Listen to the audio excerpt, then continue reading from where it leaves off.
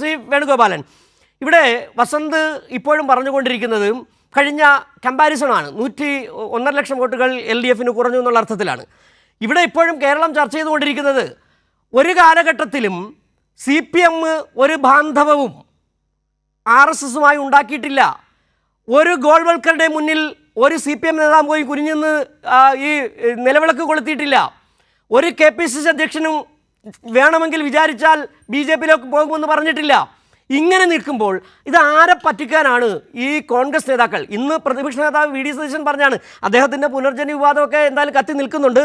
അദ്ദേഹം എടുത്ത നിലപാട് അതിലൊരുപക്ഷെ എനിക്ക് തോന്നുന്നു ഇന്ന് TN പ്രതാപൻ തന്നെ പറഞ്ഞതിലൊരു മുള്ളുണ്ട്, ഒരു കുത്തുണ്ട്.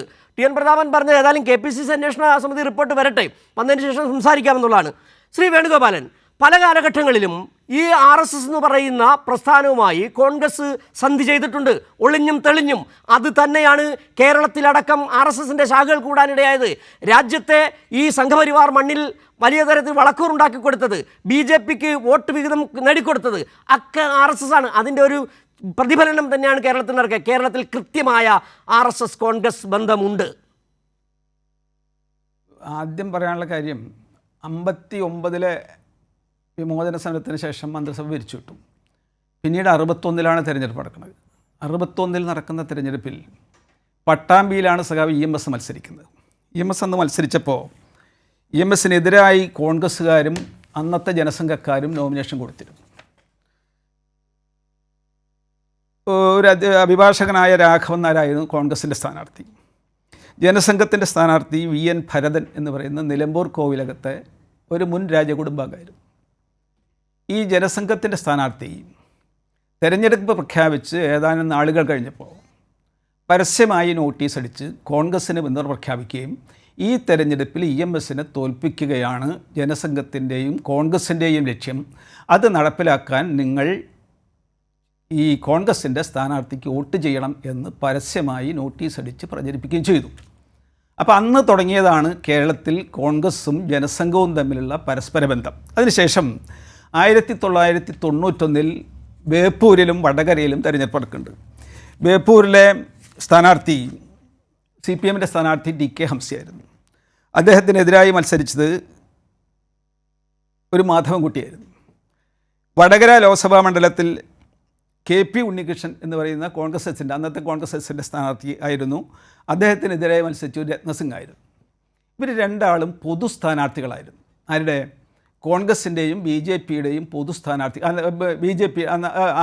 അന്നത്തെ BJPയുടെയും പൊതു സ്ഥാനാർത്ഥികളായിരുന്നു. ഒരു ഭാഗത്ത് ഇടതുപക്ഷ ജനാധിപത്യ മുന്നണി, മറുഭാഗത്ത് കോൺഗ്രസ് BJP ഐക്യം എന്നതാണ് നമ്മൾ 91-ൽ കണ്ടത്. ഇത് കോൺഗ്രസ് BJP ലീഗ് സഖ്യമായിരുന്നു എന്ന് അന്ന് പരസ്യമാക്കപ്പെട്ടതാണ്. പിന്നീട് അത് കോൺഗ്രസ്സുകാരും BJPക്കാരും ലീഗുകാരും ഒക്കെ തന്നെ പരസ്യമായി സമ്മതിച്ചതാണ്. ഇങ്ങനെ ഒരു ചരിത്രം കേരളത്തിനെ സംബന്ധിച്ചിടത്തോളം കോൺഗ്രസും BJPയും തമ്മിലുണ്ട് എന്ന കാര്യം മറച്ചു വെക്കേണ്ടതില്ല. ഇത് എല്ലാവർക്കും അറിയാവുന്നതാണ്. 1960-ൽ EMSൻ്റെ തെരഞ്ഞെടുപ്പ് മുതൽ 91-ൽ കോൺഗ്രസ് BJP സഖ്യം, ഇത് രണ്ടും പരസ്യമാണ്. പിന്നീട് പലപ്പോഴും ഇവർ ഓരോ സീറ്റുകളും അഡ്ജസ്റ്റ്മെൻ്റ് ഉണ്ടാക്കുകയും അതിൻ്റെ അടിസ്ഥാനത്തിൽ തെരഞ്ഞെടുപ്പിൽ ജയിക്കുകയും ചിലരെയൊക്കെ തോൽപ്പിക്കുകയും ഒക്കെ ചെയ്തിട്ടുണ്ട്. നേമത്തെ തെരഞ്ഞെടുപ്പിലെ ജയമുണ്ടായത് അങ്ങനെയാണ്. ഇപ്പോൾ മറ്റേ സുരേഷ് ഗോപിയുടെ തെരഞ്ഞെടുപ്പിൽ ജയമുണ്ടായിട്ടുള്ള അങ്ങനെയാണ്. അതിൻ്റെ കാരണം എന്ത് എന്ന് പരിശോധിച്ചാൽ നമുക്ക് കാണാൻ പറ്റുക, ഇവർ തമ്മിൽ തുടക്കം മുതലേ ഒരു ബന്ധമുണ്ട്. ഏത് ബന്ധം? ഈ CPM എന്ന് പറയുന്നത് മാർക്സിസ്റ്റ് ലെനിനിസ്റ്റ് പാർട്ടിയാണല്ലോ. അവർ കൃത്യമായിട്ടും അവരുടെ പാർട്ടി പരിപാടിയിൽ പറഞ്ഞിട്ടുണ്ട്, ബൂർഷ്വാ ഭൂപ്രഭു സഖ്യമാണ് ഇന്ത്യയിൽ നിലനിൽക്കുന്നതെന്ന്. എന്നുവെച്ചാൽ ബൂർഷ്വാസി സാധാരണ ഗതിയിൽ ഫ്യൂഡലിസത്തിനെതിരായി പോരാട്ടം നടത്തി ജനാധിപത്യ വിപ്ലവം പൂർത്തീകരിക്കേണ്ട മറ്റേ വർഗ്ഗമാണ്. ആ വർഗകടമ നിർവഹിക്കാൻ ഇന്ത്യയിൽ ബൂർഷ്വാസി തയ്യാറായില്ല. അതുകൊണ്ട് ബൂർഷ്വാ ഭൂപ്രഭു സഖ്യമാണ് ഇവിടെ നിലനിൽക്കുന്നത്. അതിൻ്റെ അടിസ്ഥാനത്തിൽ ഇവർ തമ്മിൽ ഈ നാടുവാഴി രാജാക്കന്മാരും ഭൂപ്രഭുക്കളും ഒക്കെയുള്ള ബന്ധം, ആ ബന്ധം കോൺഗ്രസ് എല്ലാ കാലത്തും വെച്ച് പുലർത്തിയിട്ടുണ്ട്. അതിപ്പോൾ BJPയുടെ കയ്യിലേക്ക് മാറിപ്പോയിട്ടുണ്ട് എന്ന വ്യത്യാസം മാത്രമേ വന്നിട്ടുള്ളൂ. എന്നാലും ഇവരുടെ താല്പര്യങ്ങൾ പൊതു താല്പര്യങ്ങളാണ്. അവരുടെ സാമ്പത്തിക നയം എന്ത് എന്ന് പരിശോധിച്ചാലും ഈ രണ്ട് വർഗ്ഗങ്ങളുടെയും താല്പര്യം സംരക്ഷിക്കാൻ വേണ്ടിയിട്ടുള്ള വർഗ്ഗ നയമാണ് അവർ തുടർന്നുകൊണ്ടിരിക്കുന്നത് എന്നും നമുക്ക് കാണാൻ പറ്റും. അപ്പോൾ ഈ കോൺഗ്രസ് BJP സഖ്യം എന്ന് പറയുന്നത് പുറമെ നിൽക്കുന്ന കോൺഗ്രസും BJPയും തമ്മിൽ തെരഞ്ഞെടുപ്പുകളിൽ മാത്രം നിൽക്കുന്ന സഖ്യമാണ് എന്ന് കരുതണ്ട. എല്ലാ കാലത്തും അവരുടെ താല്പര്യങ്ങൾ പൊതു താല്പര്യങ്ങളാണ്. പിന്നെ അഭിപ്രായ വ്യത്യാസം എന്ന് പറയുന്നത് ആര് ഭരിക്കണം എന്ന കാര്യത്തിൽ മാത്രമാണ്. അതിപ്പോൾ 1959 വിമോചന സമരം നടന്ന് ആ വിമോചന സമരത്തിന് ഈ കേരളത്തിലെ എല്ലാ ജാതിമത പാർട്ടികളും ഒരുമിച്ച് കമ്മ്യൂണിസ്റ്റ് പാർട്ടിക്കെതിരായിട്ട് അണിനിരുന്നല്ലോ. ആ സമരത്തിന് അവസാനം പിന്തുണ കൊടുത്തിട്ടാണല്ലോ മന്ത്രിസഭയെ പിരിച്ചുവിടാൻ ജവഹർലാൽ നെഹ്റു അടക്കം തയ്യാറായത്.